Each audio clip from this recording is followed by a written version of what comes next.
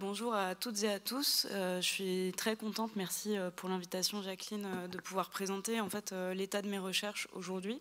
Je ne vais pas forcément vous parler d'objets de design, mais plutôt d'initiatives et de pistes de réflexion. Donc je vais essayer d'aller assez vite, ça risque d'être très dense. Si vous avez d'autres questions à la fin, vous pouvez venir me voir directement. J'espère que ce sera clair.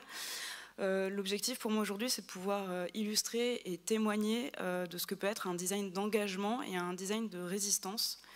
Donc, comme Jacqueline le disait, en fait, j'ai commencé à m'intéresser donc à la question de la résistance dès mon diplôme. Donc, ce sera le premier projet vraiment en termes d'introduction sur lequel je vais parler, donc le biodalisme. Je vais prolonger donc la discussion sur la désurbanisation qui découlera du survivalisme métropolitain, des traversées à vélo et enfin, si j'ai le temps, d'un projet qui est un petit peu en cours sous forme d'atelier, etc., qui s'appelle Déconforama. Donc voilà, l'idée c'est vraiment de pouvoir tirer un fil rouge et que vous puissiez comprendre une logique à la suite d'associations d'idées et en fait de chronologie de travail pour moi. Donc vraiment très rapidement, je vous parle très rapidement du biodalisme. En fait, donc c'est mon projet de diplôme.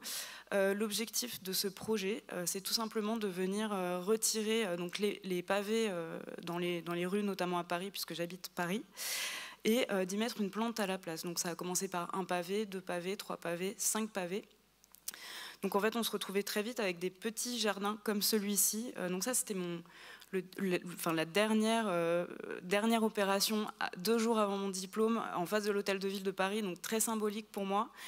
Et en fait, il y a eu un écho assez saisissant. Donc là, on voit sur cette photo les gens qui s'arrêtent, des gens qui arrosent, des gens qui ont investi ce petit jardin urbain. La précision très importante, c'est de vous dire qu'en fait ces opérations-là étaient réalisées donc plutôt de nuit pour être rendues le moins visible possible, puisque c'était fait sans autorisation des municipalités. Donc ça s'inscrivait à l'époque dans un contexte de permis de végétaliser. Donc on en a beaucoup parlé. Donc c'était dans les années 2015, 2016, 2017. Aujourd'hui, la végétalisation urbaine, on en parle beaucoup plus. Et d'ailleurs, on utilise les arbres comme une ressource, une fois de plus, pour rafraîchir les centres-villes urbains, donc en termes d'exploitation. Donc ça, c'est un vrai sujet. Donc là, pour moi, en fait, l'enjeu, c'était pouvoir de dénoncer l'artificialisation des sols et la bitumisation à outrance. À la suite du biodalisme, j'ai fait un post-master donc à l'ENSA d'une durée de 1 an qui m'a permis en fait de pouvoir travailler sur mon projet de thèse qui se consacre aujourd'hui à la désurbanisation. Très clairement, l'énoncé, c'est une critique radicale du processus de métropolisation par le design. Le processus de métropolisation, c'est quoi? C'est l'agrandissement des métropoles et des villes, mais qui a aussi une incidence sur les comportements humains. En tout cas, c'est ce que j'essaye d'expliciter à travers ce schéma, où en fait, la métropolisation, c'est pas seulement un enjeu de territoire, ça va bien au-delà de tout ça. C'est aussi nos manières de vivre, nos manières d'interagir avec le vivant. Donc en fait, ça englobe pour moi toute la société à différents pôles.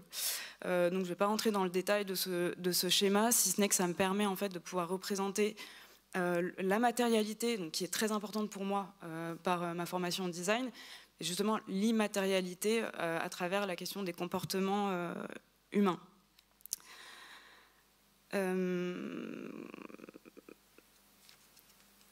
À l'issue de ça, j'ai commencé à travailler sur un concept assez étrange, on va dire ça comme ça, qui s'appelle le survivalisme métropolitain. Donc attention, ça ne s'apparente pas au survivalisme dans sa définition même du terme, je vais vous expliquer. C'est arrivé en janvier 2021, j'ai décidé, pour des raisons personnelles, de m'appliquer un protocole de contraintes. Donc je reprécise, j'habite Paris, où pour moi l'idée c'était de pouvoir me priver d'un certain nombre de commodités urbaines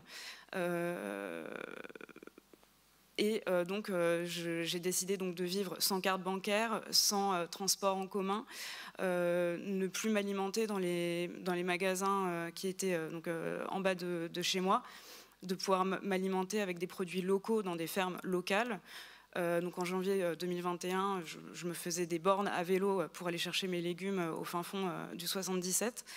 L'aller-retour, etc. Bon bref, c'était très très intéressant. Je vous parle du vélo, mais c'est très important, ça va devenir une passion pour la suite de mon travail. Ce qu'il est ressorti comme résultat de ce protocole qui a duré 1 mois, et ce qui n'est pas négligeable, c'est de se rendre compte que en faisant un calcul calorique de ce que je dépensais pour traverser finalement l'Île-de-France, pouvoir m'alimenter avec les légumes que j'allais acheter, les calories que je dépensais étaient beaucoup plus importantes que celles que j'allais pouvoir gagner avec les aliments que je récupérais. Donc la conclusion de ce protocole, c'est la métropole a eu raison de moi, mon corps est épuisé et les ressources que j'ai en moi sont épuisées. Donc je trouvais que le parallèle était très intéressant justement sur la question des limites des ressources planétaires et des limites du corps individuel et de ce que moi je suis capable de produire comme effort pour limiter finalement mon impact. Donc ça, c'était vraiment un résultat très intéressant qui m'a amené à collaborer en fait, le temps d'une journée avec l'Atelier 21 et notamment un designer qui s'appelle Cédric Carle. Je lui ai parlé de mes recherches. C'est quelqu'un qui travaille sur la question des low-tech. Et je lui ai dit, voilà, j'aimerais bien travailler plus sur l'autonomie, vivre chez moi de manière autonome, pouvoir faire bouillir de l'eau et manger mes pâtes avec de l'énergie que j'aurais produite par mon propre corps. Donc il m'a dit bah super, vas-y viens, j'ai un vélo qui pourra permettre de produire de l'énergie. Bon bref, je suis montée sur le vélo, j'en ai fait plus d'1 heure. On avait un thermomètre dans une bouilloire qui était censé chauffer à mesure que je pédalais. Au bout d'1 heure, j'étais pleine balle. L'eau a pris seulement 4 degrés et au bout de 26 degrés, ça n'augmentait plus. Donc clairement, une fois de plus, confrontée à mes limites corporelles, je ne pouvais pas aller au-delà.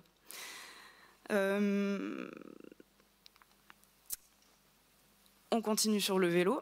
Donc j'ai mon directeur de thèse qui est géographe, qui s'appelle Guillaume Faburel, qui a lancé il y a 2 ans un programme qui s'appelle les États généraux du post-urbain. Donc on est vraiment, une fois de plus, sur une radicalité à l'égard de la métropole, etc.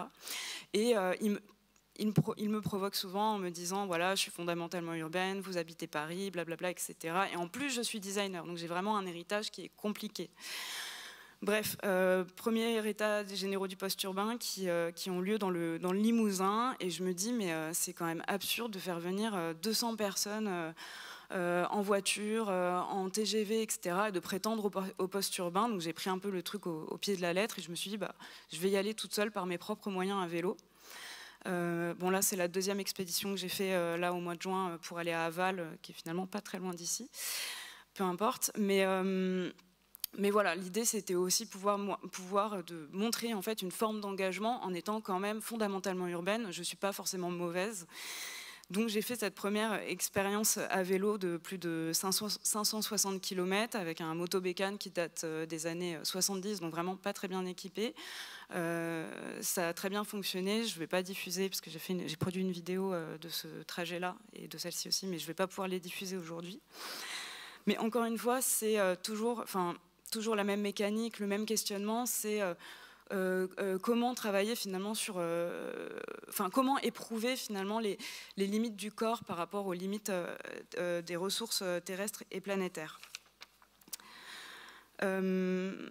Et là, en fait, ce que je trouvais vraiment intéressant de souligner, c'était comment finalement pourrions-nous adapter radicalement nos modes de vie par rapport à l'idée d'un possible post-urbain.